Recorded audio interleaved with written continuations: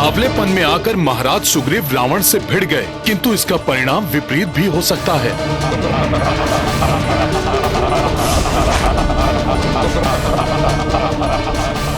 रावण की मायावी शक्तियों से कैसे बचेंगे महाराज सुग्रीव? कैसे बचा? महाराज सुग्रीव तो गिर गए हैं, अपना बचाव कैसे करेंगे? रावण तो अपनी मायावी शक्तियों कुछ समझ में नहीं आ रहा। वास्तविक रावण कौन सा है? वार किस पे करूं? अब मेरे शस्त्रों से नहीं बचोगे तुम, तुम्हारी मृत्यु निश्चित है।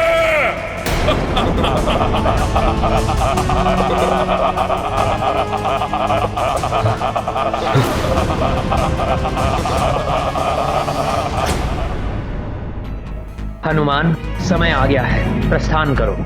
जी प्रभु।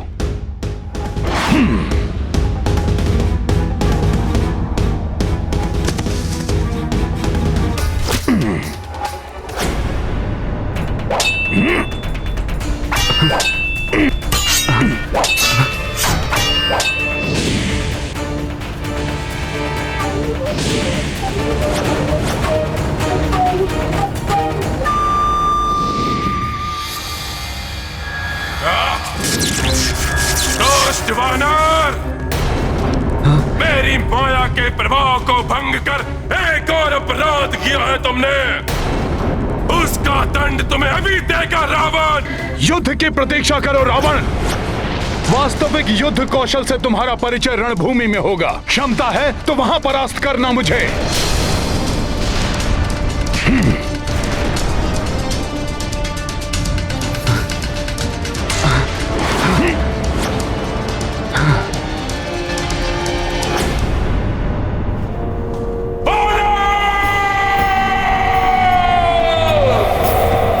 दशानन का मुकुट ले गया धूर्त वानर।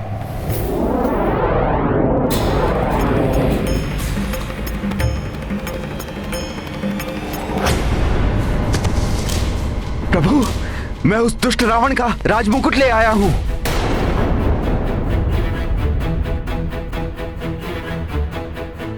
मित्र सुग्रीव, यदि ये मुकुट लाने के कारण आपने इस उतावलेपन का प्रदर्शन किया है तो ये मुझे कदापि नहीं चाहिए। मित्र सुग्रीव,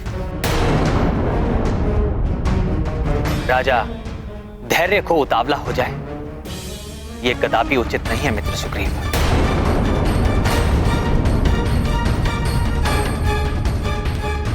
रावण के निकट जाकर आपने जो किया है वो एक राजा के अनुरूप आचरण नहीं था। मित्र सुग्रीव,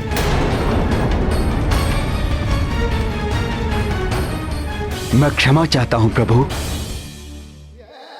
परंतु उस दुष्ट रावण को देखकर मैं अपनी क्रोध पर नियंत्रण नहीं रख सका। रावण! आपकी भावनाओं का मैं आदर करता हूं, परंतु आपका मंत्री होने के नाते आपको यह स्मरण कराना मेरा कर्तव्य है कि एक राजा को अपनी भावनाओं पर नियंत्रण रखना आवश्यक होता है, क्योंकि राजा पर ही सेना और प्रजा का सम्मान निर्भर होता है। यदि आज आपको कोई क्षति पहुंचती तो हम युद्ध करने से पूर्व ही पराजित हो जाते। हाँ महाराज सुग्रीव, राजा की पराजय तो संपूर्ण सेना की पराजय होती है।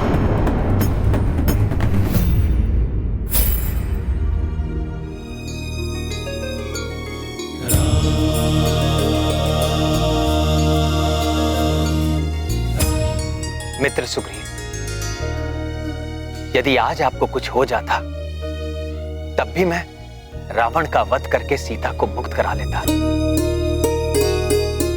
महाराज विभीषण को भी लंका के राजपथ पर स्थापित करवा लेता, परंतु इस विजय का सुख मुझसे छिन जाता।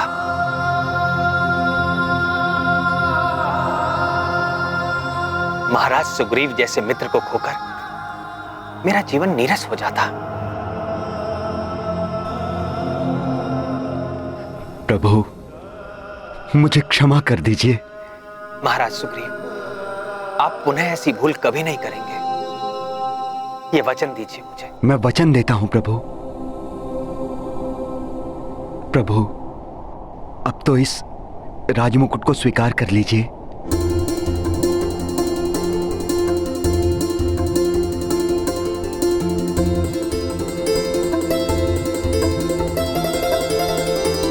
महाराज विभीषण,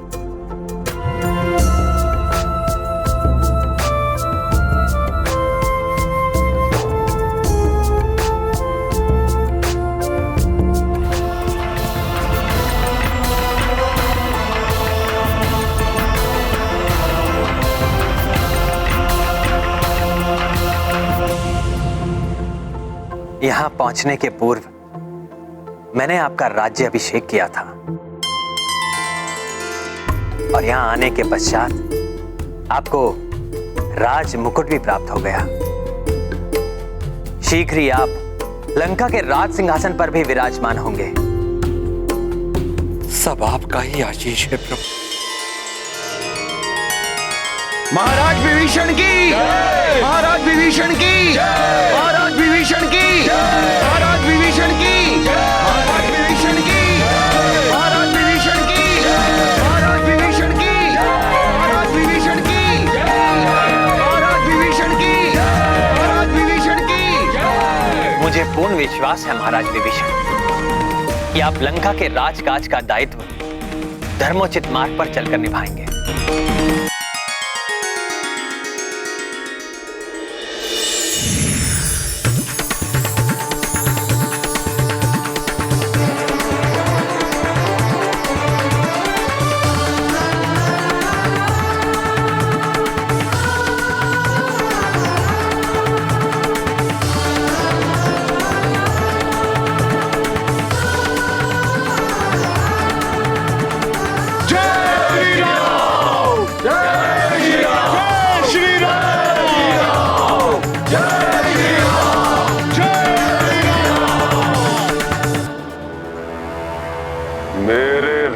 मुकुट को ले जाने का उनका तो साहस उन पर बहुत भारी पड़ना चाहिए। मायावी विद्युत जीवा,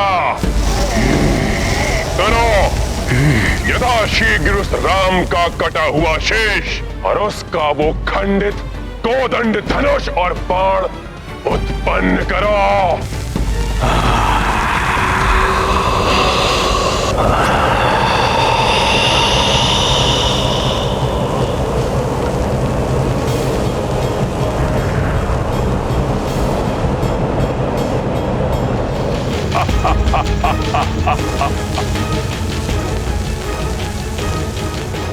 ये देखेगी वो सीता तो उसे अवश्य विश्वास हो जाएगा कि उसका राम अपने काल से भेंट कर चुका है। हताश होकर मुझे स्वीकार कर लेगी वो। विश्वास है मुझे कि अवश्य सफल होगी मेरी ये युक्ति।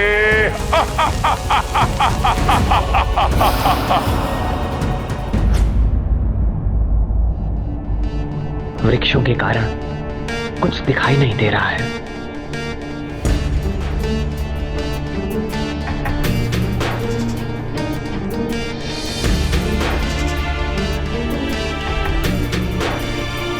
प्रभु, आप माता सीता के लिए चिंतित हैं ना? आप मुझे उन तक पहुंचाने के लिए कोई प्रतीक चिन्ह दीजिए जिससे उन्हें विश्वास हो जाएगा कि आप वानर सेना के साथ उन्हें लंका से ले जाने आए हैं। तब लंकेश रावण किसी भी प्रकार माता का मनोबल नहीं तोड़ पाएगा। प्रभु,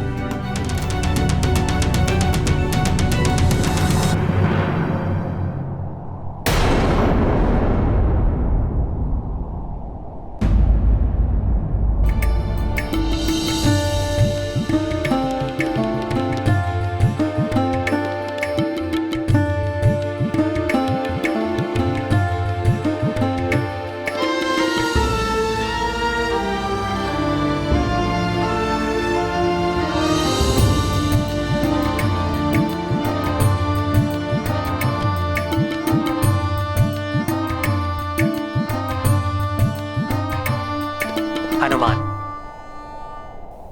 तुम सत्य कह रहे हो।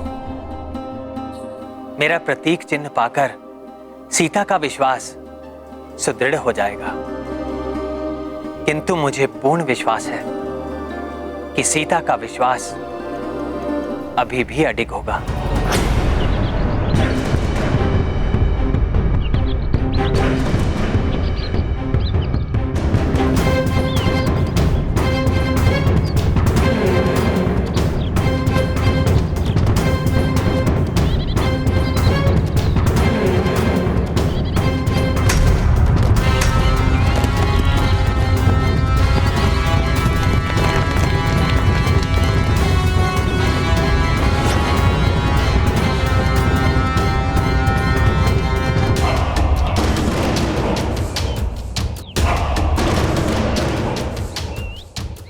जनक नंदनी, तुम्हारी दृष्टि जिसे सुवेल पर्वत पर ढूंढ रही है वो वनवासी उधर नहीं, इस थाल में है।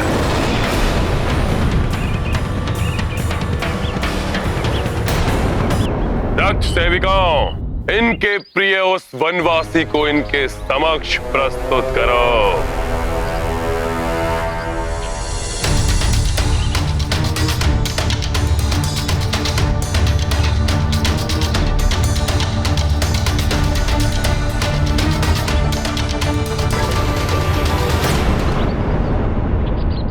राम,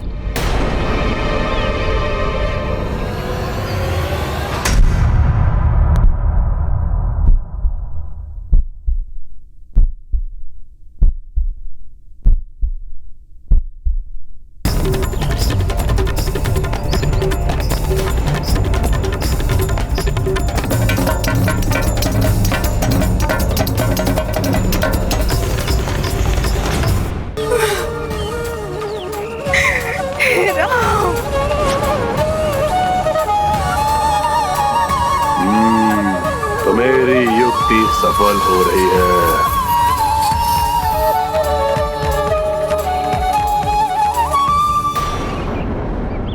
उन मूर्ख वानरों की टोली को साथ लेकर मेरी समेत लंका में प्रवेश करने के दुस्साहस का भयंकर दंड दिया है मैंने इसे।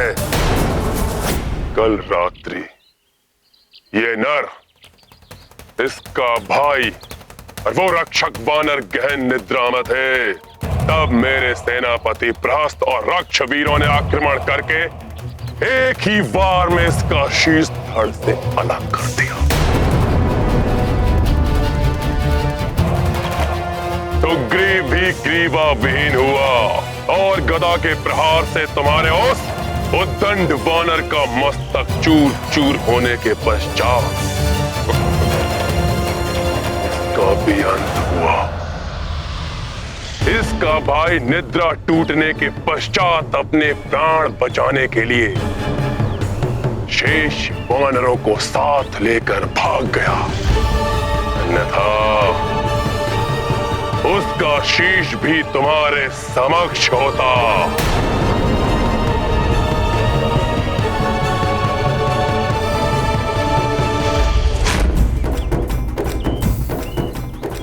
इसका ये कोदंड धनुष, अमोघ बाण, कोई भी इसकी रक्षा नहीं कर सके।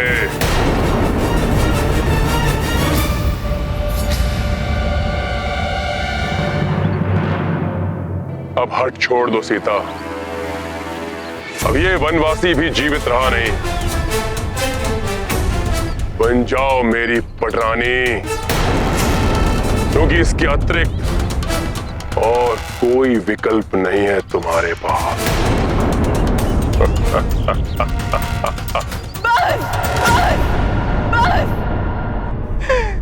बंद करो ये अनर्गल प्रलाप।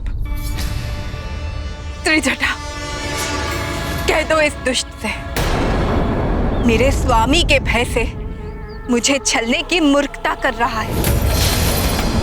मेरी आशा और अधिक बलवती हो गई है कि ये धूर्त का सर्वनाश निश्चित है, सर्वनाश निश्चित है।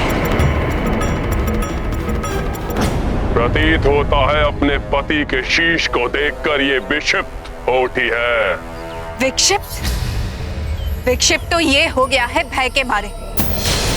इसे ये ज्ञात ही नहीं कि मैं और मेरे स्वामी श्री राम दो देह एक प्राण है।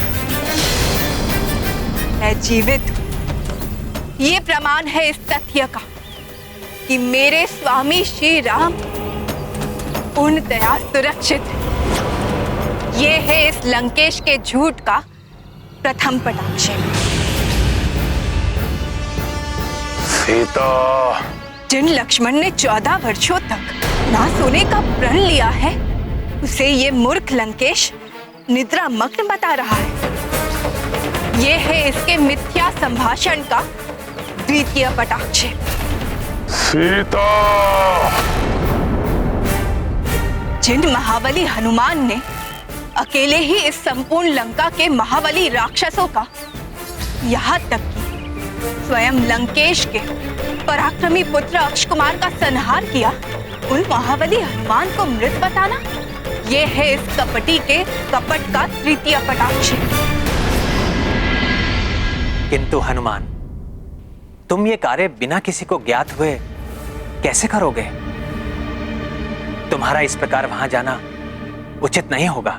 प्रभु, मैं स्वयं वहां नहीं जाऊंगा, किंतु यह सुनिश्चित करूंगा कि ये रुद्राक्ष और आपका दिया संदेश माता तक अवश्य पहुंच जाए।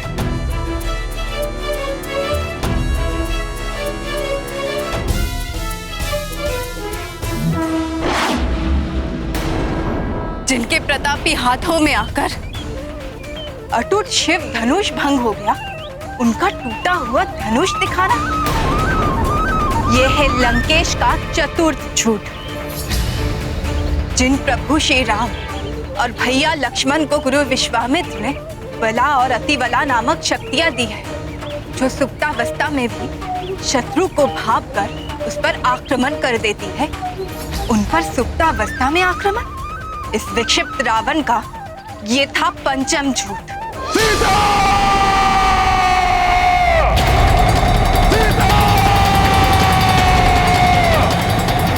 मेरी पतिव्रता धर्म के समक्ष मिथ्या भाषण और मिथ्या माया का कोई अस्तित्व नहीं।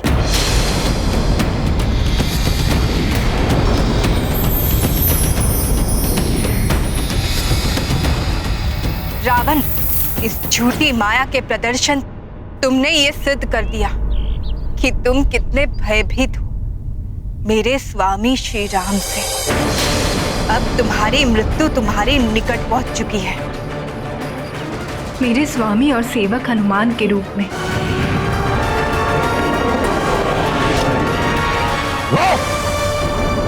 किसी नर या वानर में इतना सामर्थ्य नहीं जो रावण को भयभीत कर सके।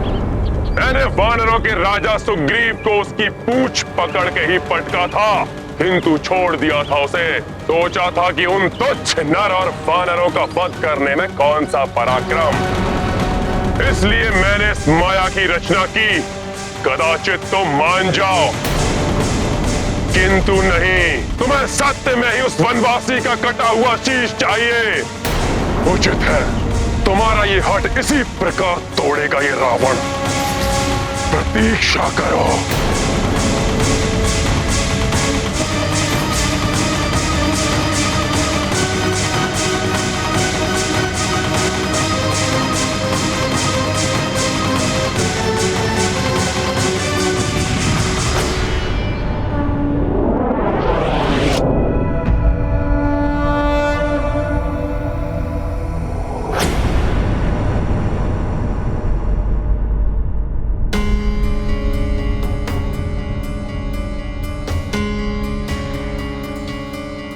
आगे नहीं जा सकता मैं।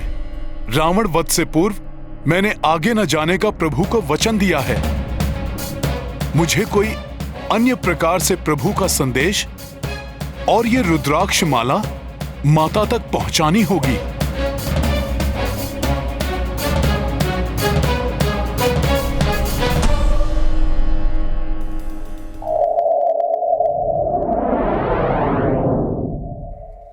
वायुदेव,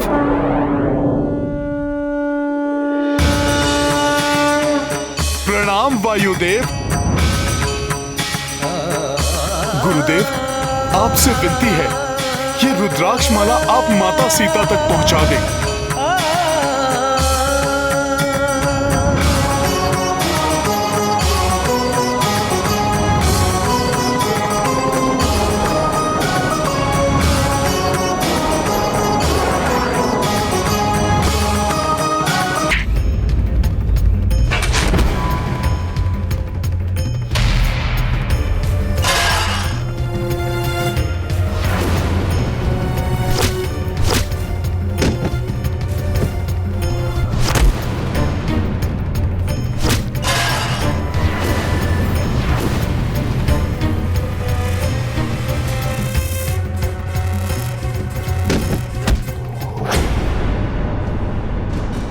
उछल कूद हुई तुम्हारी वानर।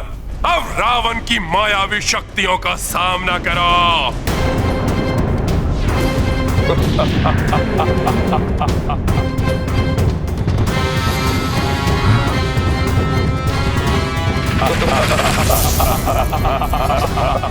रावण के 10 शीश।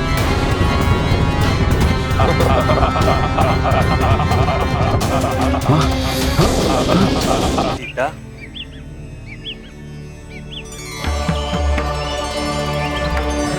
मैं वायुदेव हनुमान ने मुझे ये प्रभु श्री राम की रुद्राक्ष माला लेकर भेजा।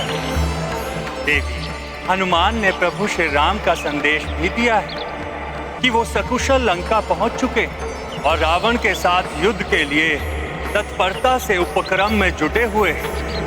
शीघ्र ही रावण के वध के पश्चात उनसे आपका मिलन होगा।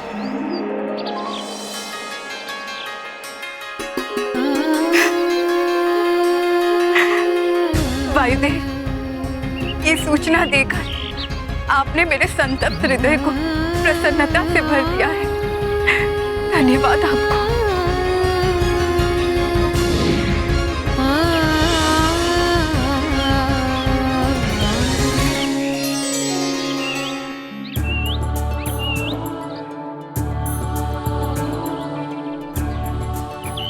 हनुमान ने जो कहा था वो सत्य में ही कर दिखाया। ये रुद्राक्ष की माला मेरे प्रभु की ग्रीवा की शोभा।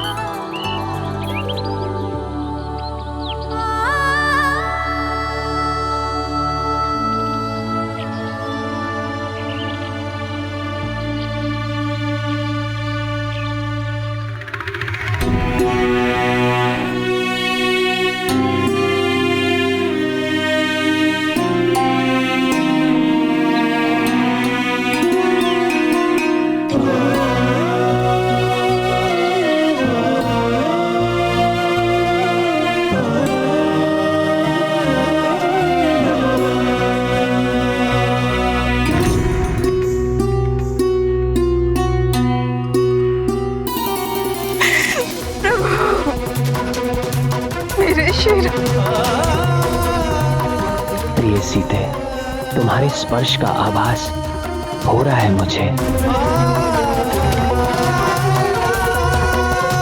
हनुमान, सीता प्रसन्न है। अवश्य ही उन तक संदेश पहुंच गया है मेरा। मैं समझ नहीं पा रहा हूं तुम्हारा धन्यवाद कैसे करूं। तुम बारंबार धन्यवाद के पात्र हो हनुमान, बारंबार। धन्यवाद कैसा प्रभु, मैं तो कृतज्ञ हूं कि आप मुझे सेवा का अवसर दे रहे हैं। आपके चरण रज ही मेरे लिए सबसे बड़ा उपहार है प्रभु। आप तो बस आदेश दीजिए कि मुझे और क्या करना है। हनुमान, अब हमें युद्ध की योजना बनानी आरंभ कर देनी चाहिए।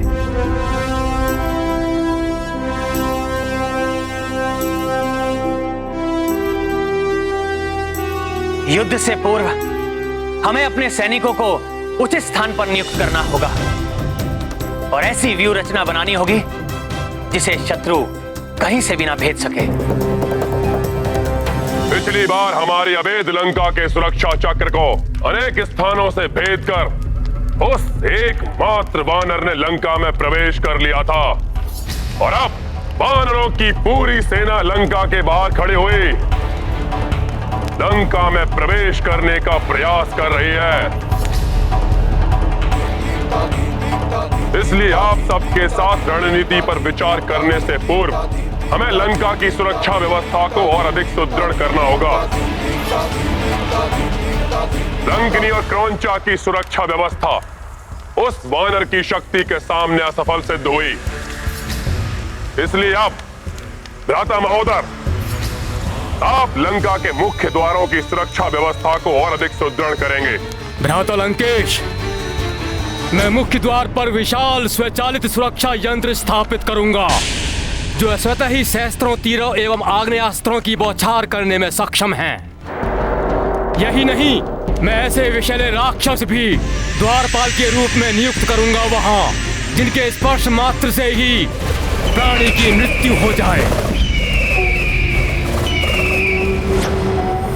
रावण अपने चारों मुख्य द्वारों की सुरक्षा व्यवस्था और कड़ी कर रहा है। इसीलिए चारों द्वारों पर हमारे महायोद्धा नियुक्त होंगे जो उनका सामना तो करेंगे ही, साथ ही उनकी सुरक्षा व्यवस्था को तोड़ने का भी प्रयास करेंगे। हनुमान, कौन योद्धा कहां नियुक्त होगा ये तुम निश्चित करोगे। लंका के पूर्वी द्वार पर महाबली, युद्धपति, नील, गंधमादन और सुषेण, इनके नेतृत्व में 1 कोटि वानर सेना नियुक्त होगी। युवराज अंगद की कड़ी निगरानी में सेनापति ऋषभ, गवाक्ष, गज, गवय और उनकी 1 कोटि की सेना पश्चिमी द्वार की ओर बढ़ेगी।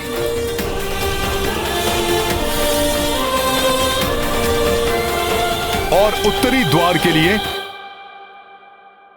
उत्तरी द्वार पर मैं स्वयं अनुज लक्ष्मण के साथ स्थित रहूंगा, क्योंकि राक्षसों के अधिकांश आक्रमण उसी ओर से होने की संभावना है और हमारी सेना की इस टुकड़ी के मध्य स्वयं महाराज सुग्रीव स्थित होकर चारों ओर से पूर्णतया सुरक्षित रहेंगे। किंतु प्रभु, वे दक्षिणी द्वार से भी तो आक्रमण कर सकते हैं। राक्षसों की प्रवृत्ति पीछे से आक्रमण करने की ही है। महाबली, प्रमाथी और प्रघास को दक्षिणी द्वार पर नियुक्त किया जाएगा और मैं चारों द्वारों पर दृष्टि रखूंगा।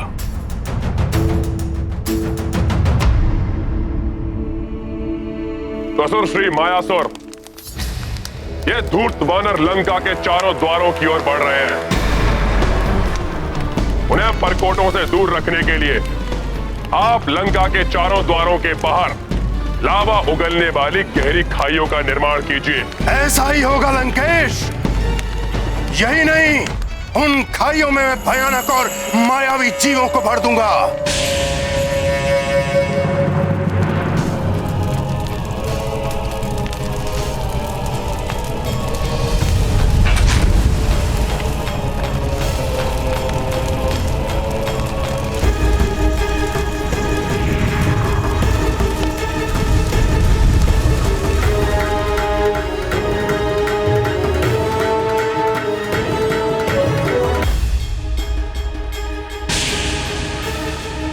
इसने तो लंका के परकोटों के चारों ओर गहरी खाइयों का निर्माण कर दिया है।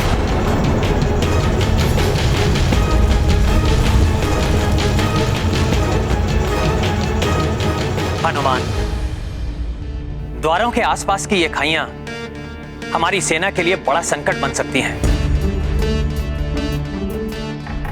इनसे बचने के लिए हमें अधिक सावधानी बरतनी होगी।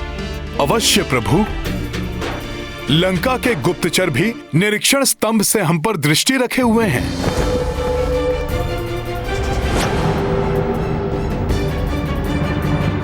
एक नेत्र वाले निरीक्षकों को हटा दो, वध कर दो उनका।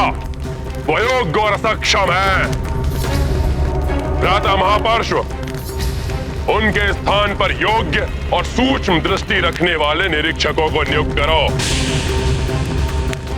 जो लंका से ही उन वानरों की सभी क्रियाओं पर सूक्ष्म दृष्टि रख सके।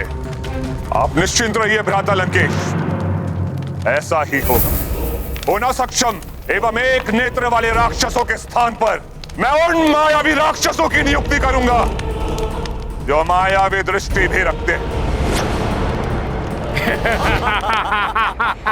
तुम जैसे असमर्थ राक्षसों की इस लंका में कोई आवश्यकता नहीं। हटो।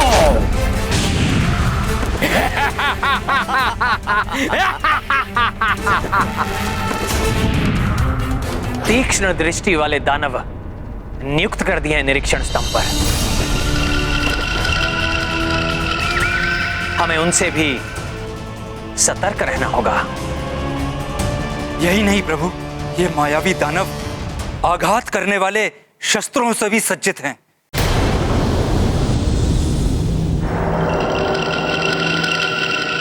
सत्य है विभीषण जी, उन राक्षसों के शस्त्रों में भय उत्पन्न करने वाली मुख्य शक्ति है मायावी अस्त्र, उनके विचित्र रथ एवं दानवी वाहन। उनके विभिन्न घुड़सालों में अनेक दानवी अश्व, हथशालों में कई सूंड वाले हाथी भरे पड़े हैं। उनके भूमिगत शस्त्रागारों में विष बूझे तीरों से लेकर अनेक दानवी मायावी अस्त्र, तीक्ष्ण धार वाली खड़क से लेकर तीक्ष्ण शूल तक, सुदृढ़ गदाओं से लेकर वज्र सामान मूसल एवं विकराल ढालों से लेकर महाविनाशक दिव्यास्त्र भरे पड़े हैं। वो सब है उन राक्षस सेना के पास जो शत्रु सेना के अंदर विकराल विनाश मचा सकते हैं, किंतु मैंने उनके मुख्य शस्त्रागार को जलाकर नष्ट कर दिया है।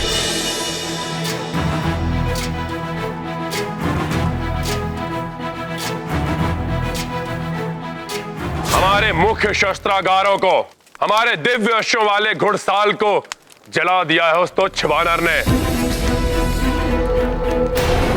ये तुम्हारा उत्तरदायित्व है कि हमारे अस्त्र शस्त्र और दानवीय अश्वों की संख्या हमारे भूमिगत शस्त्रागारों और घुड़सालों में बढ़ा दी जाए।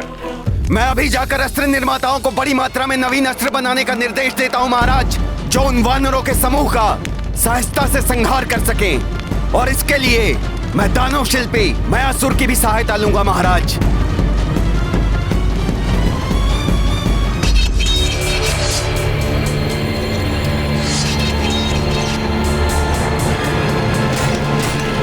मुझे पूर्ण विश्वास है प्रभु, रावण ने अपने अस्त्र निर्माताओं को नवीन घातक अस्त्र शस्त्र के निर्माण में अवश्य लगा दिया होगा। उन महाघातक अस्त्रों को लेकर आपको चिंतित होने की आवश्यकता नहीं है प्रभु। हमारी वानर सेना की ढाल होंगी बड़ी बड़ी शिलाएं और उनके अस्त्र होंगे विशाल साल वृक्ष। उन राक्षसों के किसी भी अस्त्र से बड़ा अस्त्र है हमारे वानरों का उत्साह, आत्मविश्वास और आपका आशीर्वाद प्रभु।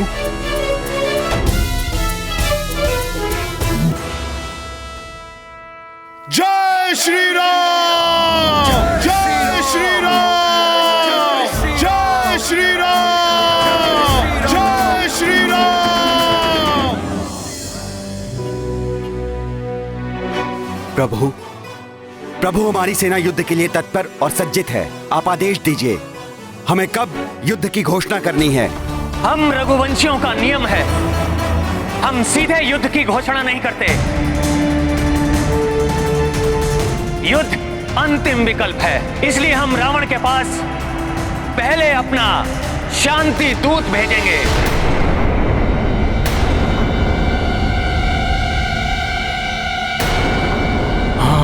इसके लिए हनुमान से उत्तम अन्य कोई हो ही नहीं सकता। हाँ हाँ, हनुमान ही उचित रहेंगे। हनुमान ही उचित रहेंगे। रावण की सभा में रावण की सभा से हनुमान सर्वोत्तम है इस कार्य के लिए। सर्वोत्तम है इसके लिए। हाँ हाँ, सर्वोत्तम है। हनुमान ही सर्वोत्तम रहेंगे। प्रभु, आपका कार्य करना तो मेरा परम सौभाग्य है, किंतु शांति दूत के लिए मैं उपयुक्त नहीं हूं। मैं तो उनके नेत्रों में किरकिरी के समान हूं। मुझे देखते ही उन राक्षसों को लंका दहन का दृश्य स्मरण हो आएगा प्रभु। रावण अपने पुत्र और महाबली योद्धाओं के संहारक को देखते ही भड़क उठेगा प्रभु। फिर शांति वार्ता कैसे संभव होगी?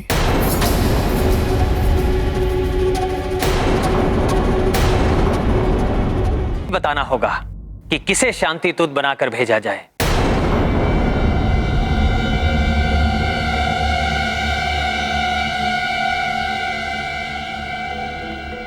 युवराज अंगद ही सर्वश्रेष्ठ शांति दूत सिद्ध होंगे।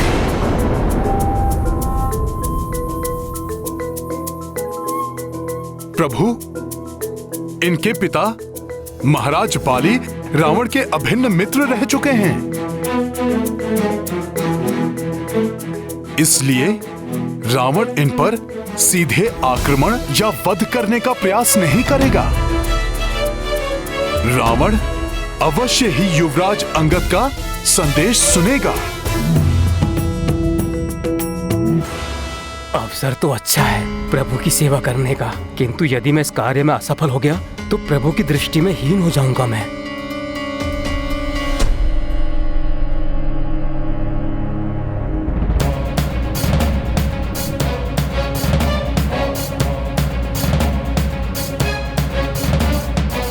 युवराज अंगद, मैं समझ रहा हूं तुम्हारी चिंता को। मेरी बात ध्यान से सुनो। मुझे अष्ट सिद्धियां प्राप्त हैं। अरिमा, महिमा, गरिमा, लागिमा, प्राप्ति, पराक्रम्य, इशित्व और वाशित्व। मैं उन्हें तुमसे भी बांट लूंगा। मुझे विश्वास है कि उन अष्ट सिद्धियों के होते हुए तुम अपने कार्य में असफल हो ही नहीं सकते। आओ अंगद।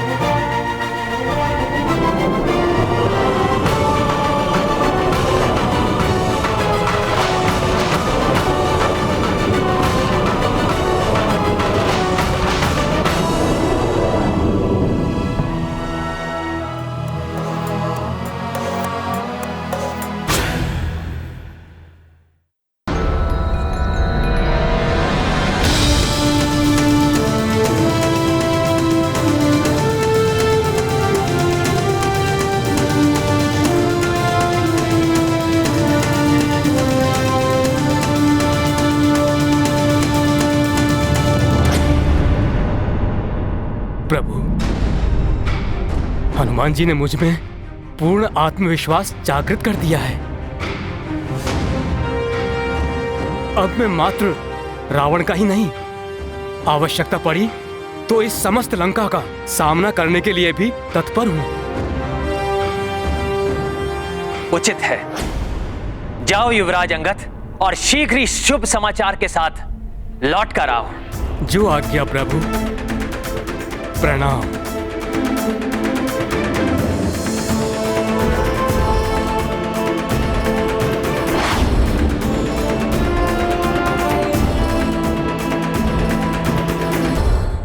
आशा है अंगद कार्य को सफलतापूर्वक संपन्न करेंगे। यदि कोई अनहोनी हुई तो मेरे विचार से मुझे भी वहां अंगद के साथ होना चाहिए, किसी भी अनहोनी को घटने से रोकने के लिए।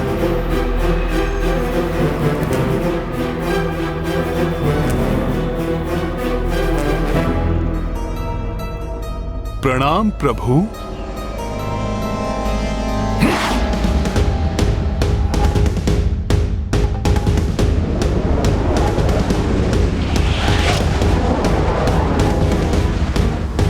युवराज अंगद की सुरक्षा के लिए मुझे उनके समीप ही रहना होगा, किंतु कोई मेरी उपस्थिति ज्ञात न कर ले।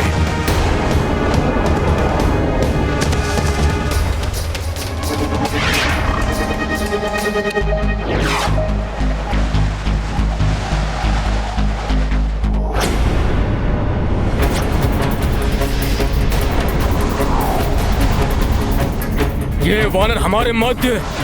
बड़ा ही दुस्साहसी वानर है ये।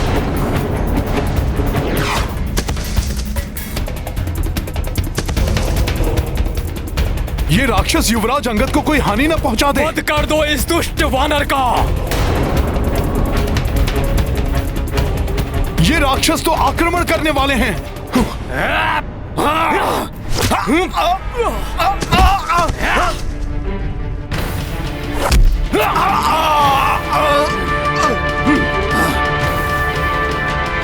बच के जाने ना पाए।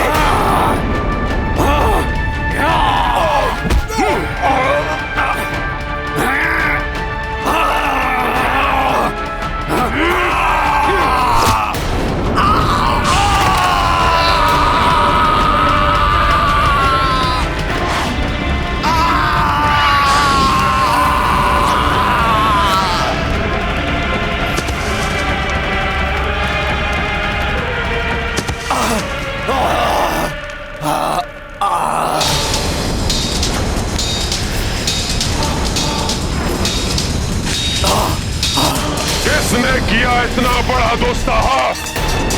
मैंने किया ये।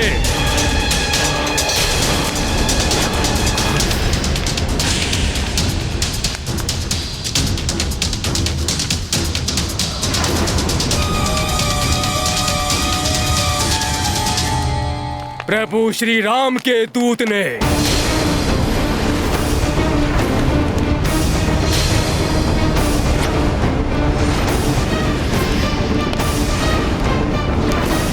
यदि अंगद ऐसे ही उग्र व्यवहार करते रहे तो शांति वार्ता कैसे संभव होगी? आदेश दो। जी महाराज। बस बहुत हुआ। अब मैं दिखाऊंगा सीता को कि राक्षसी शक्तियां क्या कर सकती हैं। माता, महाराज लंकेश ने जो किया वो। तुम चिंता मत करो त्रिजटा। रावण ने जो किया मैं विचलित नहीं हूं उससे। मैं तो स्वामी के लिए चिंतित हूं। कैसी होगी उनकी मनोदशा। आशा है वो सकुशल होंगे।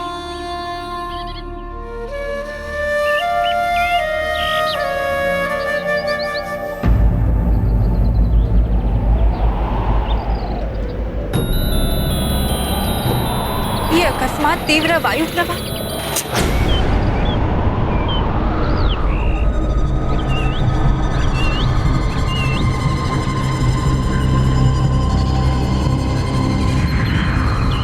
ये रावण कौन सी माया रच रहा है? प्रणाम देवी। वो मेरे जीवन की सबसे बड़ी भूल थी, किंतु आज तुम्हें बचाने कोई विभीषण नहीं आएगा यहां।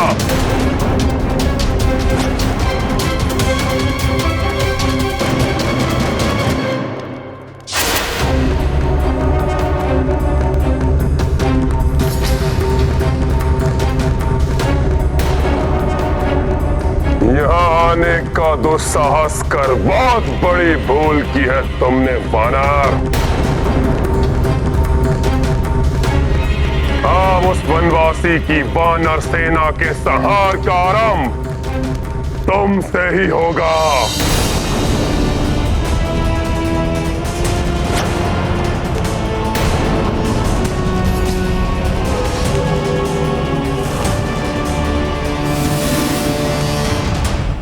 युवराज अंगद कहीं कुछ और ऐसा न कर दें जिससे रावण और भड़क उठे।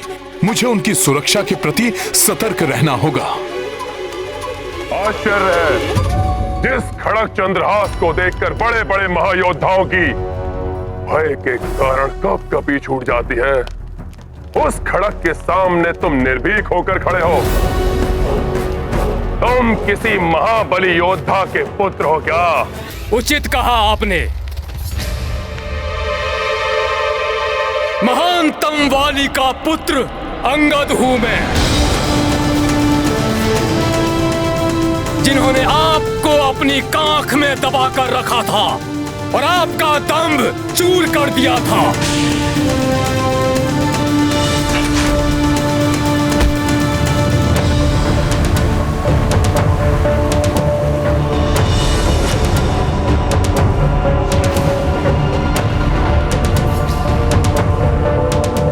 बस वानर।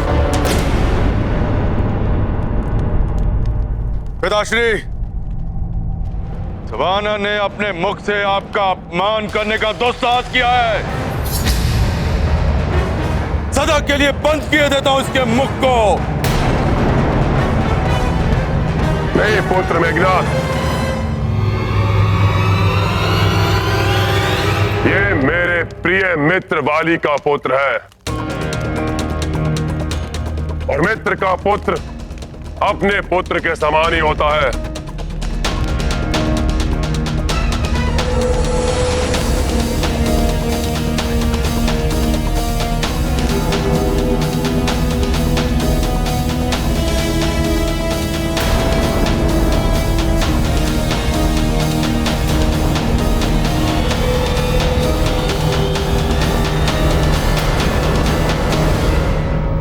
पुत्र, तुमने अपना परिचय देकर मुझे पुत्र वध के पाप से बचा लिया। आओ पुत्र, मेरे हृदय से लग जाओ। आओ पुत्र। ये दुष्ट राक्षस कहीं कोई छल करने तो युवराज अंगद की ओर नहीं बढ़ रहा है। आओ पुत्र।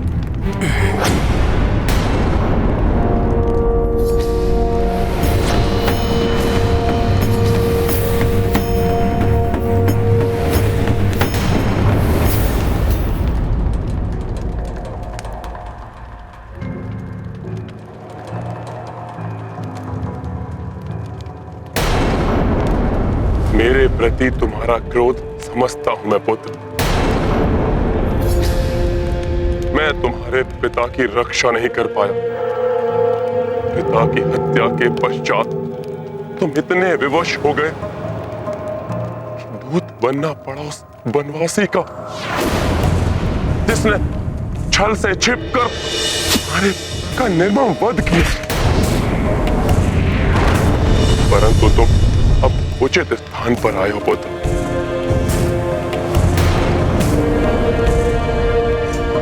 मैं तुम्हें वचन देता हूं कि मैं सदैव तुम्हारा साथ दूंगा पुत्र।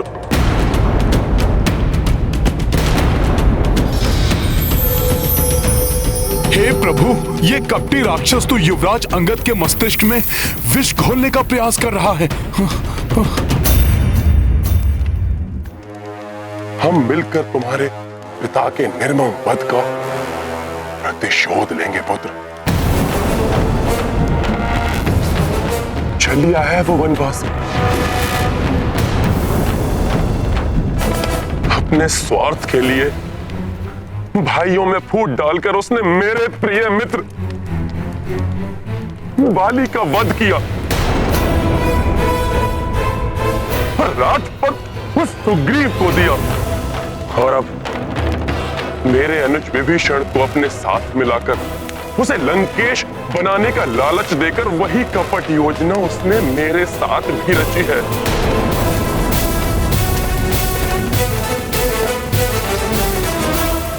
रावण, बंद करो ये अनर्गल प्रलाप। मेरे धैर्य की परीक्षा मत लो। परंतु हम उसे सफल नहीं होने देंगे पुत्र। मैं जानता हूं तुम्हारे भीतर भी प्रतिशोध की ज्वाला अवश्य धधक रही होगी। मेरा साथ दो पुत्र, हम मिलकर उस वनवासी का अंत कर देंगे। फिर उस सुग्रीव को तुम्हारे मार्ग से हटाकर तुम्हें तुम्हारा अधिकार, तुम्हें तुम्हारा राज्य दिलवाकर मैं अपने प्रिय मित्र बाली का भी ऋण चुका दूंगा।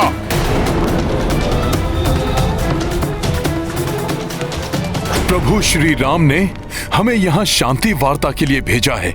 उनके आदेश का उल्लंघन नहीं कर सकता मैं। इसलिए जब तक ये ज्ञात न हो जाए कि युवराज अंगद इसको क्या उत्तर देने वाले हैं, मुझे हस्तक्षेप नहीं करना चाहिए। मान लो मेरा प्रस्ताव पुत्र।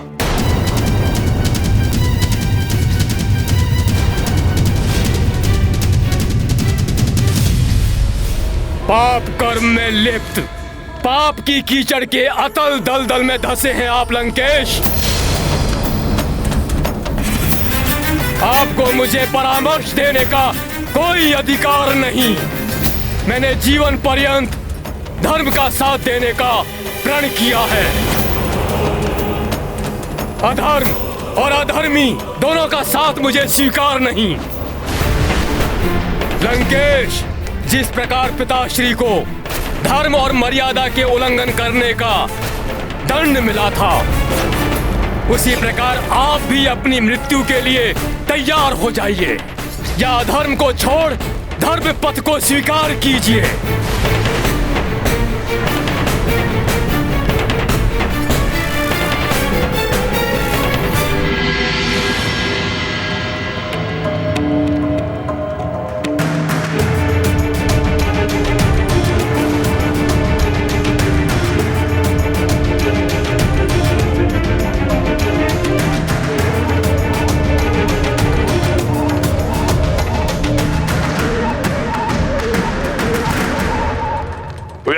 तुम्हारा अंतिम निर्णय, अपने पिता के बधिक का साथ देना, सदा ही उसका सेवक बनकर रहना स्वीकार है तुम्हें?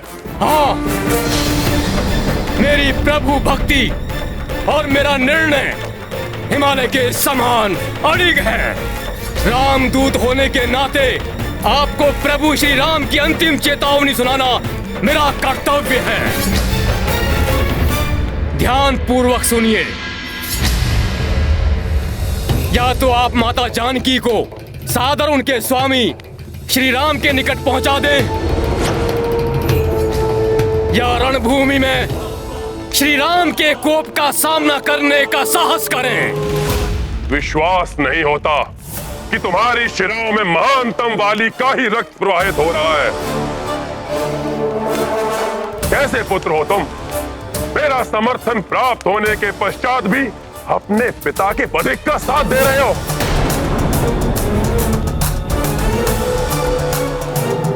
रुदन कर रही होगी महानतम वाली की आत्मा ये देखकर। सत्य कह रहे हैं आप।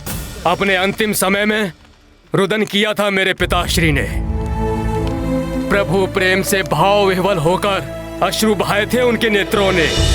जब प्रभु के प्रभुत्व का प्रत्यक्ष दर्शन मिला उन्हें, अपने पाप कर्मों के लिए क्षमा याचना भी की थी उन्होंने प्रभु से, परंतु अपनी भूल स्वीकार करने में बहुत विलंब कर दिया उन्होंने।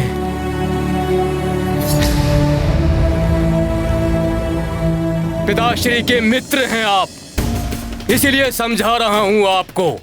अभी भी समय है आपके पास। प्रभु ने अपनी शरण में आने का अवसर दिया है आपको। उठा लीजिए उसका लाभ। रक्षा कर लीजिए अपनी और अपनी लंका की। देर होने के पूर्व ही संभल जाइए लंकेश। अपनी जीवा पर नियंत्रण रखो वानर। मित्र के पुत्र हो, इसलिए अभी तक यहाँ जीवित खड़े हो, अन्यथा अभी यहीं पृथ्वी में गाड़ देता तुम्हें। आपकी दया से नहीं, मैं यहाँ अपने प्रभु श्री राम के बल पर खड़ा हूँ। मुझे गाड़ना तो दूर, यहाँ लंका की इस राज सभा में किसी में इतना सामर्थ्य नहीं कि वो मेरा पांव अपने स्थान से डिगा भी सके। जय श्री राम।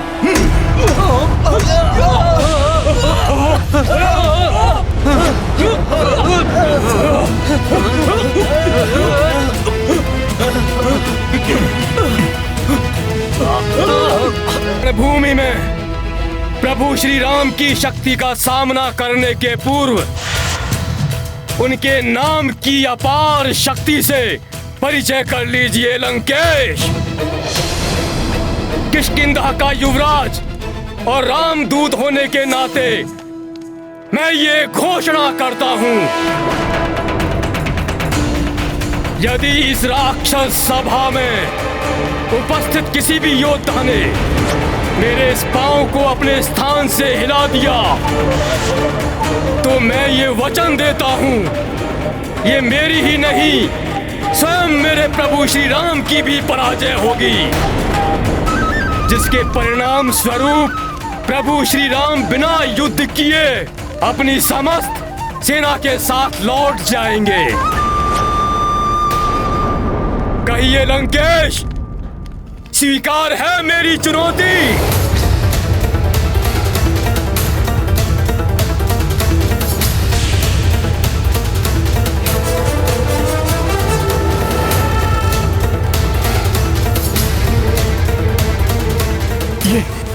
कैसे चुनौती दे डाली युवराज अंगद ने। वानर तो वानर ही रहेंगे। मूर्ख वानर, अब उस वनवासी को ज्ञात होगा कि वानरों पर विश्वास करना अपने विनाश को आमंत्रित करने के समान है।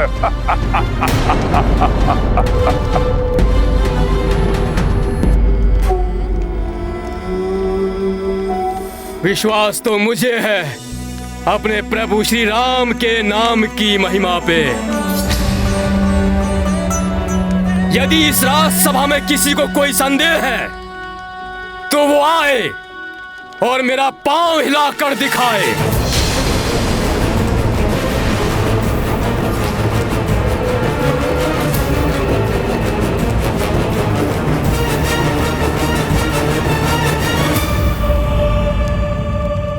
हे प्रभु, जिस प्रकार मेरी अष्ट सिद्धियां अंगद में प्रविष्ट हुई थीं, ठीक उसी प्रकार मेरी समस्त शक्ति उनके पांव में समाहित हो जाए।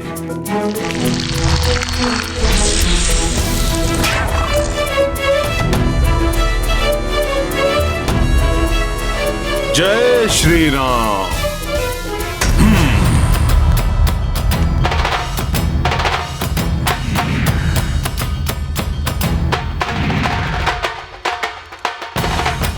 राम राम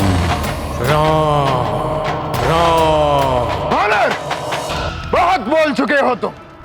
मैं अभी तुम्हारा ये पांव हिलाऊंगा और यही पटक पटक कर वध भी करूंगा तुम्हारा। तो आओ राक्षस वीर, दिखाओ अपना सामर्थ्य और कर लो अपनी इच्छा पूर्ण।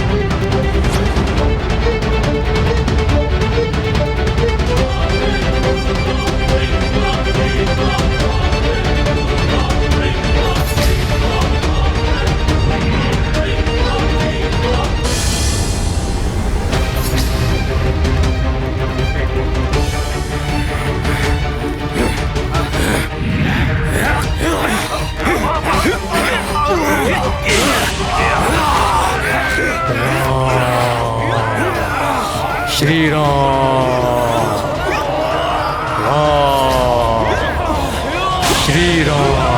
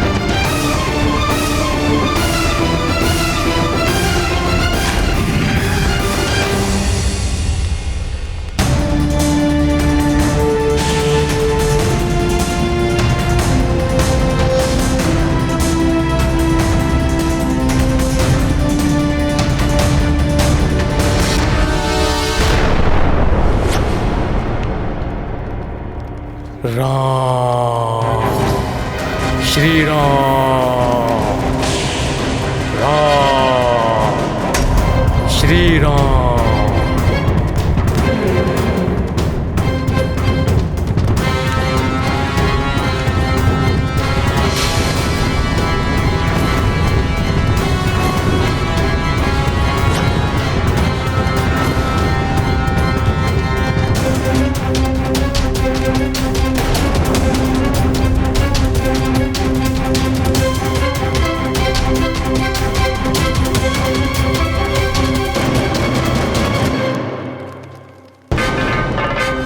जिसने अपनी शक्तिशाली भुजाओं से महादेव के निवास कैलाश पर्वत को ही हिला दिया था, ये वही रावण है।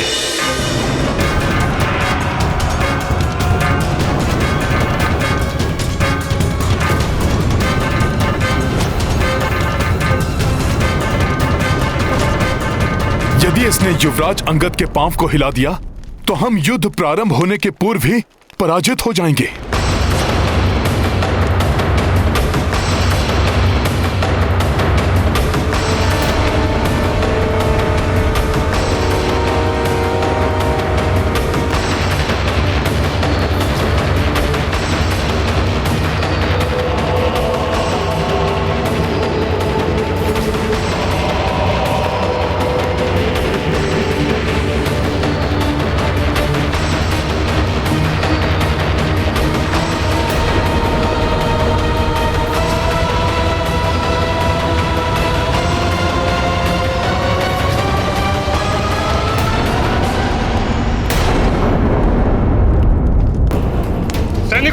पकड़ो इस वानर को।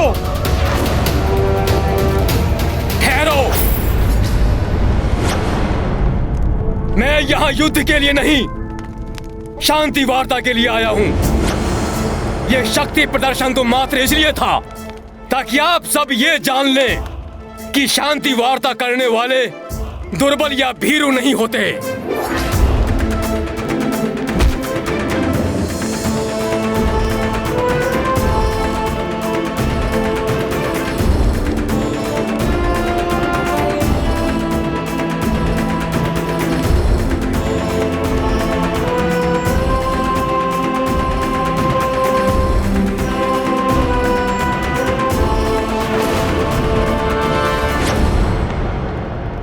पहले भी एक दूत आया था, बस वनवासी नर का। विभीषण की बातों में आकर जिसे मैंने जीवन दान दिया। प्रभु श्री राम से सीखी है, इसीलिए पीछे हट गया। वैसे भी मेरे चरण स्पर्श करने से आपको कुछ प्राप्त नहीं होगा लंकेश। आपका जीवन तो तब सफल होगा जब आप प्रभु श्री राम के चरणों में शरण लेंगे। उनके पावन चरणों की महिमा मैं आपको बताता हूं लंकेश।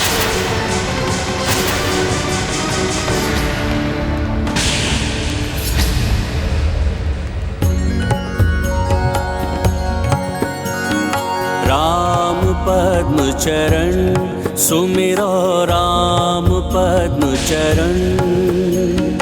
इन चरणों का जग पिता ब्रह्मा भी प्रक्षाल करें। सप्त ऋषि भी इनको पूजे, योगी ध्यान धरे।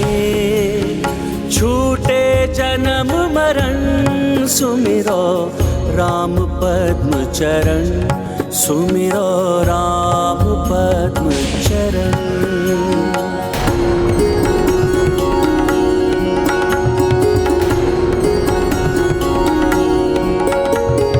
बलि को इन चरणों ने पाताल में भेज दिया। तीनों लोक को तीन ही पग में क्षण में नाप लिया। पाप करते शमन सुमिरो राम पद्म चरण। सुमिरो राम पद्म चरण।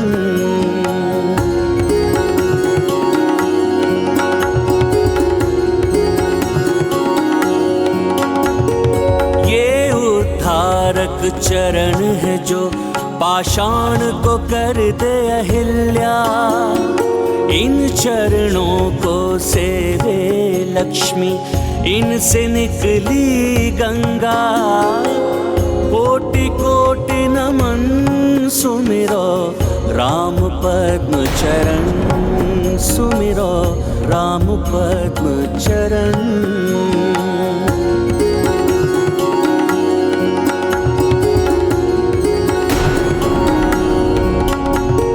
समय है अभी तुम भी दशानन, अपने अहम को तज दो। समय है अभी ये 10 मस्तक राम चरण में रख दो। सबकी एक शरण सुमिरो राम पद्म चरण, सुमिरो राम पद्म चरण,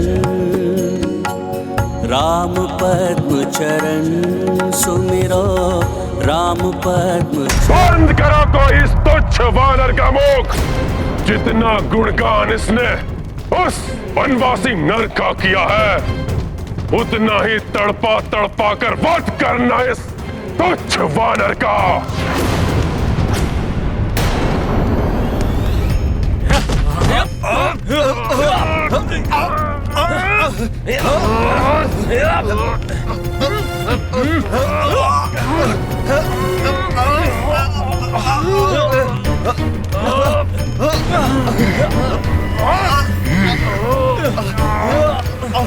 जय श्री राम, जय श्री राम।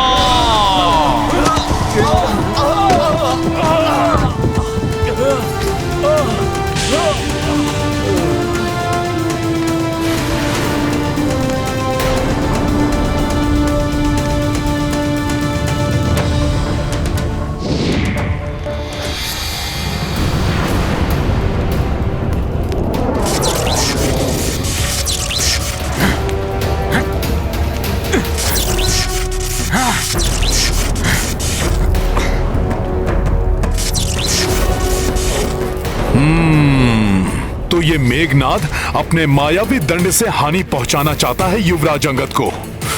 अभी देखता हूं।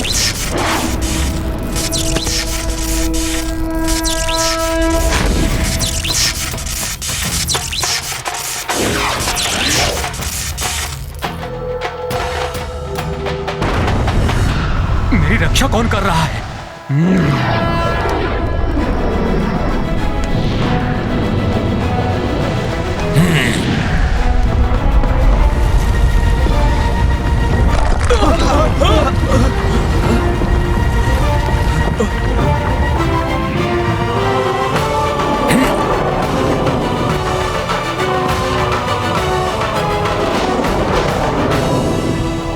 पिताश्री, बहुत बड़ी भूल हो गई हमसे। उस वानर का मुख खुलने से पूर्व ही उसका वध कर देना चाहिए था। चिंता मत करो पुत्र, क्षमा नहीं करूंगा मैं उसे, और उसके उस वनवासी स्वामी को नाश कर दूंगा मैं सभी को।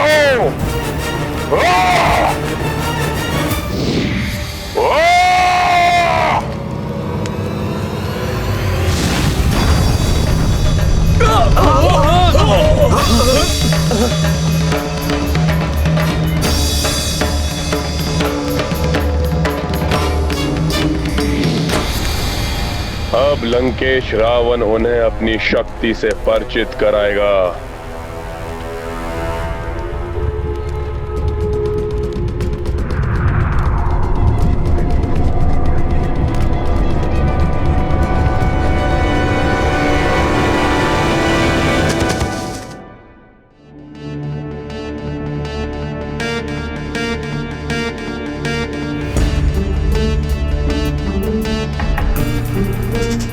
प्रणाम प्रभु। प्रणाम। तो रावण ने पुनः एक दूत को हानि पहुंचाने की चेष्टा की। हाँ प्रभु, विनाश काले विपरीत बुद्धि। जिस प्रकार एक नेत्रहीन व्यक्ति को सूर्य का प्रकाश नहीं दिखाया जा सकता, ठीक उसी प्रकार उस दुष्ट रावण को सद्बुद्धि देकर धर्मोचित सन्मार्ग पर नहीं लाया जा सकता।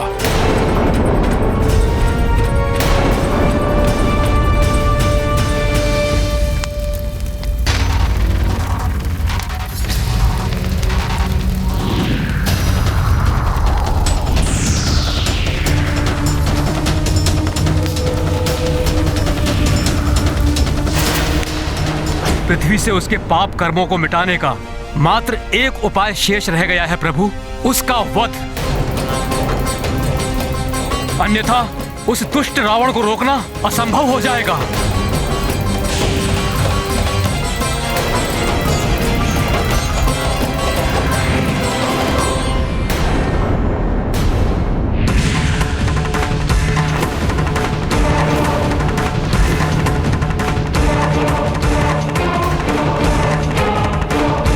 सावधान!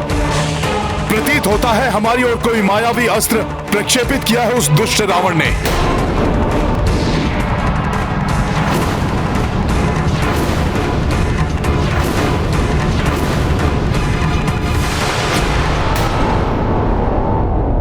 लौट जाओ तुच्छ नर और वानर,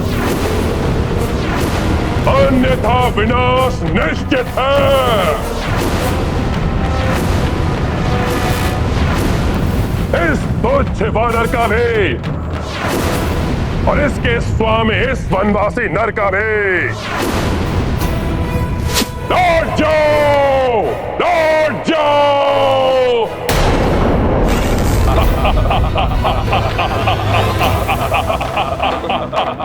युद्ध तो अब होकर ही रहेगा। हाँ हाँ, युद्ध अनिवार्य है। हाँ हाँ प्रभु, हम युद्ध के लिए तैयार हैं। हाँ प्रभु, हम तैयार हैं, लंका को मिटा देंगे हम।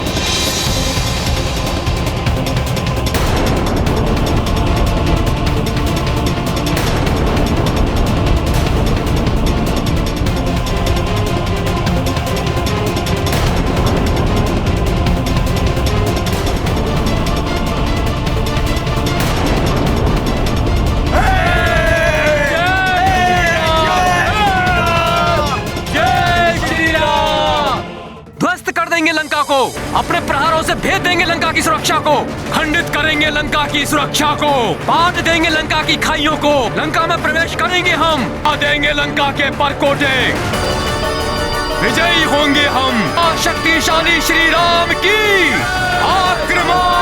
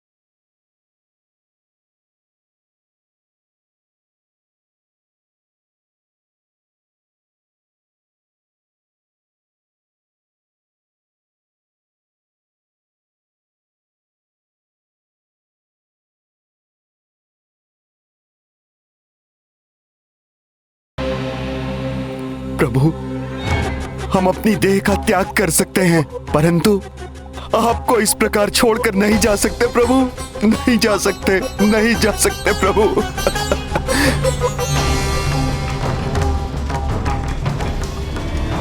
प्रभु, वानर स्वभाव चंचल होता है, इसलिए भूल हो गई इनसे। पहली भूल समझकर क्षमा कर दीजिए। मैं आपको विश्वास दिलाता हूं प्रभु, आगे से संपूर्ण वानर सेना आप ही के बनाए हुए नियम और आदेशों का पालन करेगी प्रभु।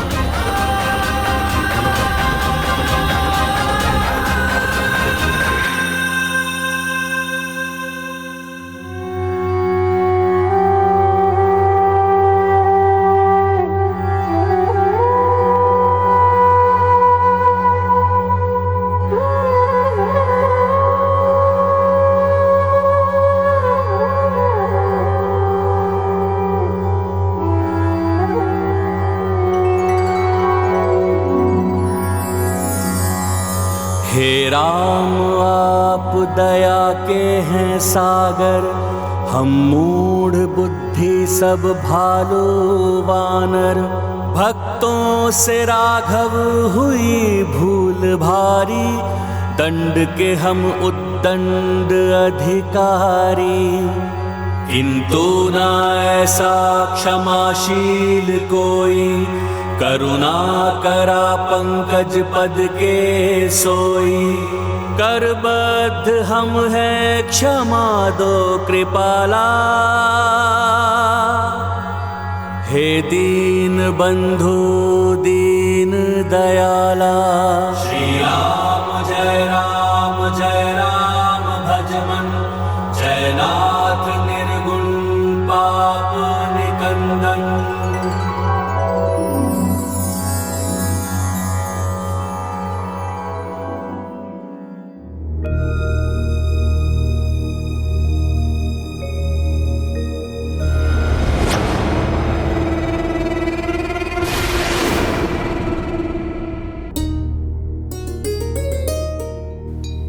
उठिए मित्र सुग्रीव।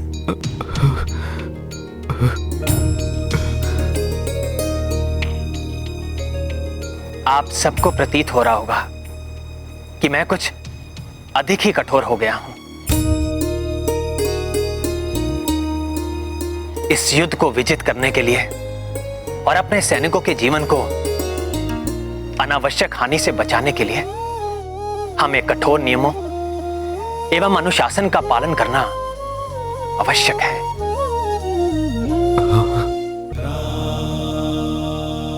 हाँ हाँ प्रभु, हम आपके द्वारा निर्धारित नियमों का कठोरता से पालन करेंगे प्रभु। हाँ, हम पालन करेंगे प्रभु, पालन करेंगे, पालन करेंगे। उचित है। तो अब हमें कल होने वाले युद्ध के लिए नियम एवं रणनीति का निर्धारण कर लेना चाहिए। श्री रामचंद्र की जय, श्री रामचंद्र की जय, जय श्री राम, जय श्री राम। विभीषण जी, आप तो रावण के बारे में सब जानते हैं, आप ही बताइए सर्वप्रथम वो क्या करेगा, कौन होगा उसका प्रथम लक्ष्य?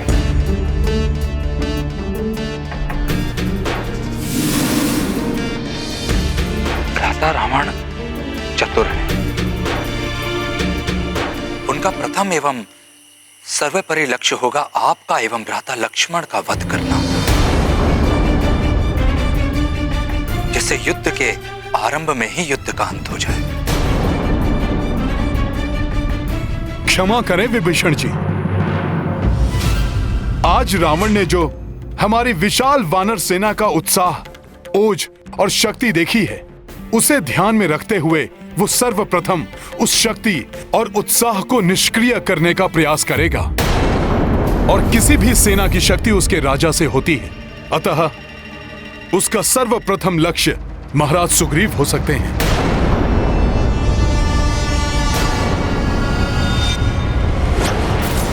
सुग्रीव ही होगा हमारा प्रथम लक्ष्य। उसके अंत के साथ ही उसकी विशाल सेना का भी अंत, और उसके पश्चात वो वनवासी नर अपने घुटनों पर चलता हुआ आएगा हमारी शरण में।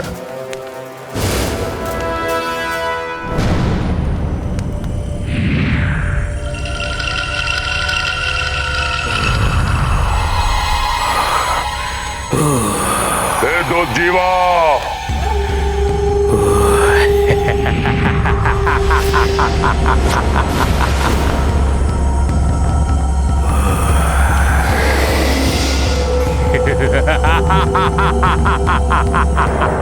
ये है संपूर्ण वानर सेना।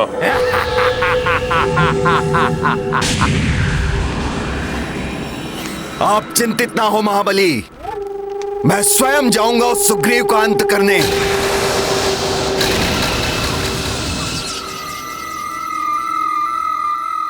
हनुमान का अनुमान सत्य है।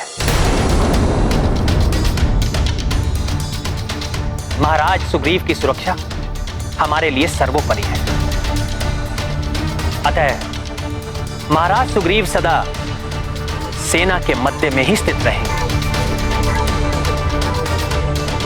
और उनके निकट हमारे महाबली योद्धा विभिन्न सुरक्षा पंक्तियां बनाकर इन्हें चारों ओर से घेरे रहेंगे। नहीं प्रास्त, तुम नहीं, हमारे रक्ष योद्धाओं में अनेक तरुण योद्धा है, जिनमें से एक है महाविनाशक योद्धा अग्नि केतु, जो क्षण भर में अपने रसायन से जलाकर किसी को भी भस्म कर सकता है।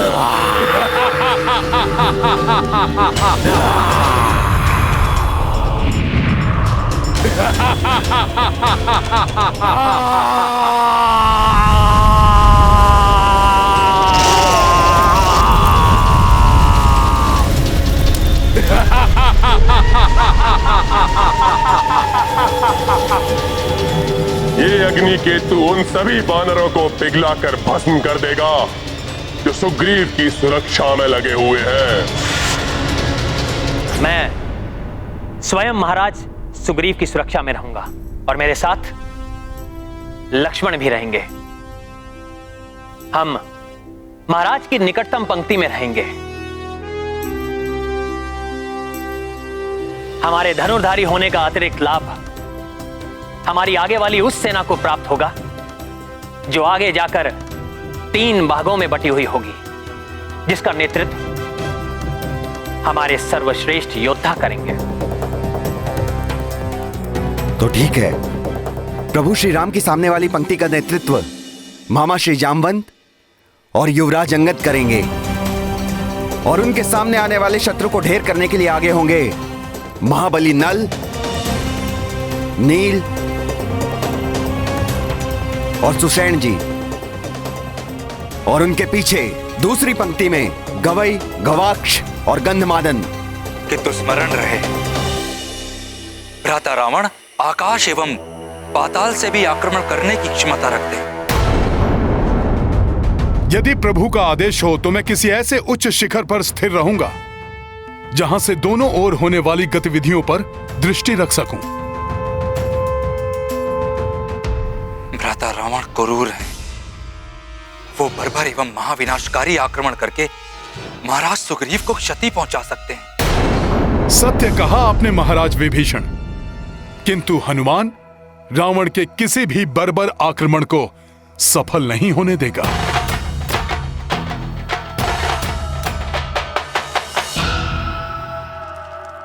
और तब हमें महाविध्वंस फैलाने वाला एक ऐसा योद्धा चाहिए जो समस्त वानरों को तितर बितर कर दे,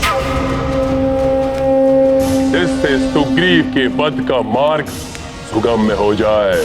भ्राता लंकेश, इस कार्य के लिए यज्ञकूप को भेजा जा सकता है।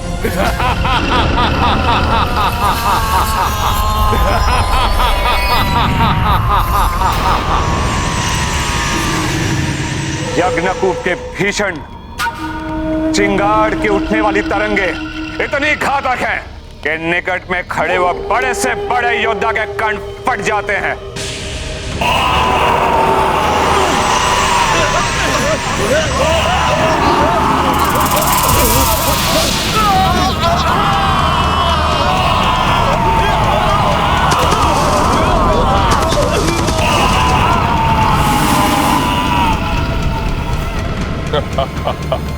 उत्तम, अति उत्तम।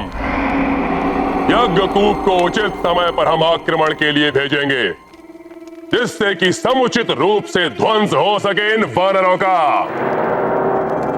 अब प्रश्न यह उठता है कि कल होने वाले युद्ध का नेतृत्व इस महाबली योद्धा को सौंपा जाए।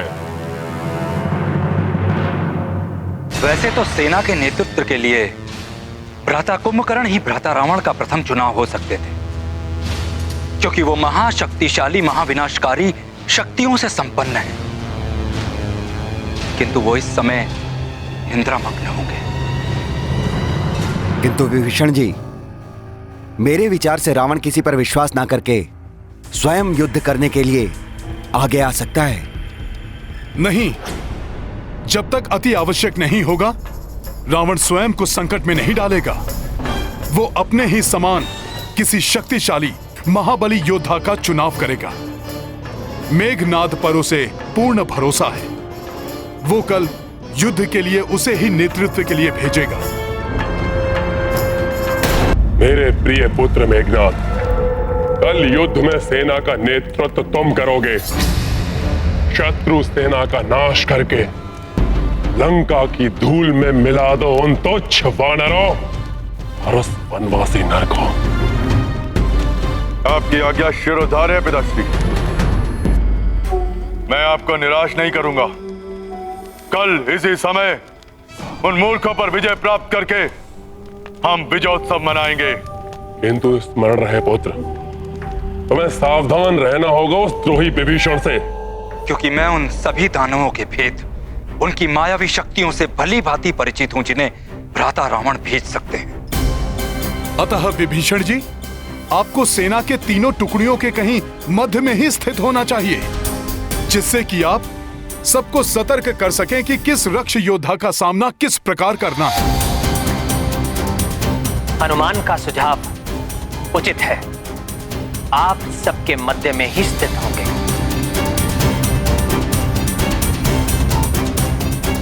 सत्य है पिताश्री। मैं अपने साथ महाबली महामायावी योद्धा आक्रांता को ले जाऊंगा। काका श्री विभीषण को भी इस विषय में कुछ ज्ञात नहीं। मुझे भी कुछ ज्ञात नहीं है आक्रांता के बारे में युवराज, क्योंकि वो पाताल लोक में भी गुप्त रूप से ही निवास करता है। वो एक महाविनाशक राक्षस है।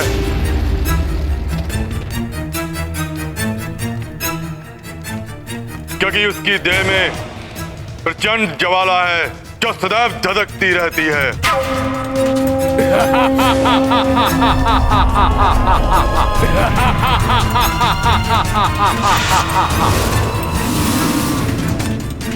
वह अपनी इच्छानुसार अपनी देह से कहीं भी संहारकारी विस्फोट करने की शक्ति रखता है।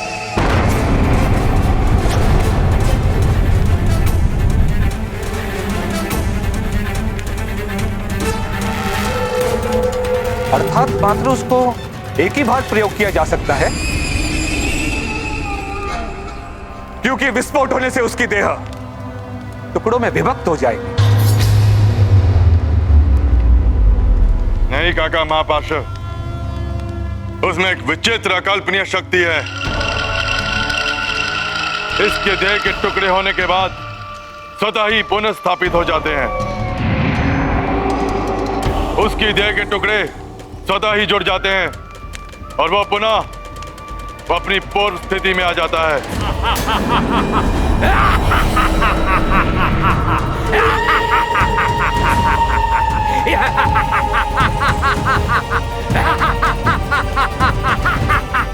हाँ पिताश्री, कल के युद्ध में आक्रांता ही मेरा प्रमुख शस्त्र होगा।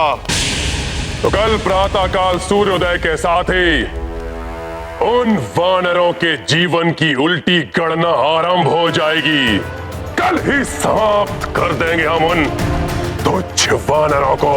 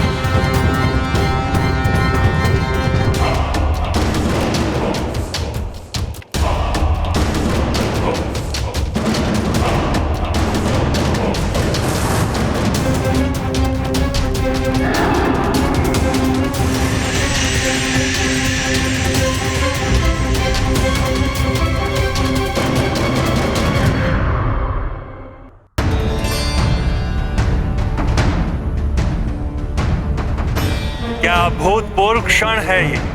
एक और धर्म है तो दूसरी ओर अधर्म, एक और मर्यादा है तो दूसरी ओर अहंकार, एक और विशुद्ध भक्ति है तो दूसरी ओर आसुरी शक्ति। इनके मध्य होने वाले भीषण महासंग्राम का साक्षी कौन नहीं बनना चाहे?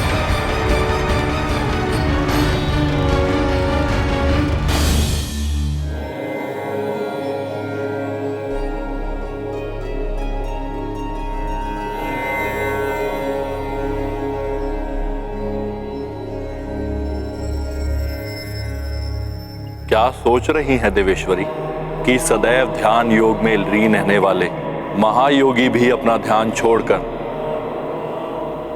इस महासंग्राम को इतनी रुचि से क्यों देख रहे हैं? ये कोई साधारण संग्राम नहीं है देवेश्वरी। पाप और पुण्य के मध्य होने वाला ये धर्मयुद्ध संसार के लिए बहुत ही निर्णायक सिद्ध होने वाला है। देखिए ना, एक ओर मेरे आराध्य श्री राम है और दूसरी ओर मेरा ही महाभक्त रावण है, और इस युद्ध को निर्णायक मोड़ देने वाले भी तो मेरे ही रुद्रांश हनुमान है। ऐसे युद्ध को तो आप भी पूर्ण रुचि के साथ देखना चाहेंगी देवी। जब हम इस युद्ध को लेकर इतने व्याकुल हैं तो कल्पना कीजिए कि देवी सीता के हृदय पर इस समय क्या बीत रही होगी।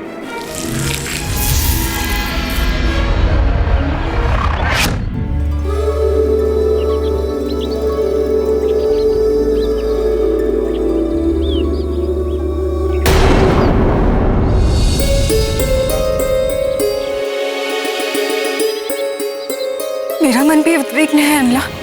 कभी मन कहता है कि प्रभु शीघ्र यहाँ आकर दुष्ट लंकेश का संहार करके मुझे यहाँ से ले जाएंगे, तो कभी मन आशंका से भर उठता है कि कहीं कोई अनिष्ट न हो जाए। इस युद्ध का एक एक पल मुझे व्याकुल कर रहा है अल्लाह। ये युद्ध मात्र सीता की मुक्ति के लिए नहीं, अपितु अधर्म के चंगुल से धर्म की मुक्ति है इसका उद्देश्य। युद्ध विनाशकारी होता है, इसलिए मैंने उसे टालने का पूर्ण प्रयास किया, किंतु पाप कर्मों से कांपती हुई धरा का संतप्त हृदय पापियों के रुधिर से ही शांत होगा। अब बस प्रतीक्षा है तो सूर्य देव के उदित होने की।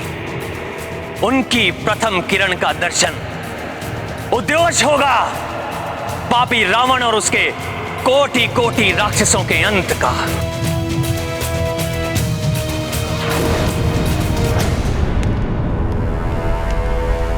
आज के सूर्य से उदित होने वाली प्रथम किरण कहीं मेरे हृदय को अंधकार से न भर दे।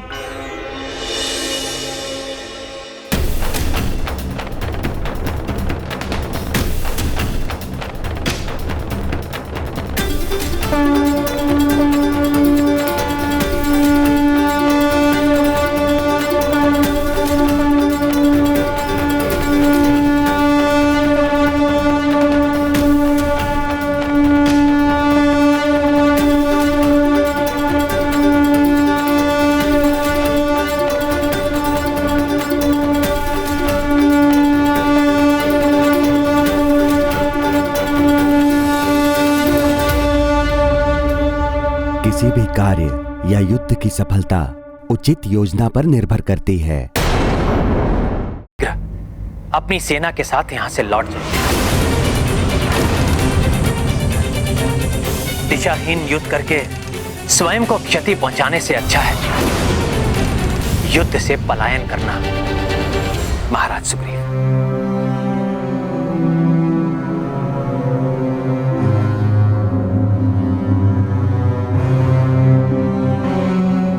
प्रभु, मैं संपूर्ण वानर सेना की ओर से आपसे क्षमा मांगता हूं। प्रभु, चाहें तो सब वानर बुद्धि ही ना। आप चाहें तो इस मूर्खता के लिए हमें कठोर से कठोर दंड दें, किंतु यहां से वापस जाने जैसा दंड ना दें। यहां से वापस जाने से अच्छा तो होगा कि हम अपने जीवन का अंत कर दें प्रभु। प्रभु, हम अपनी देह का त्याग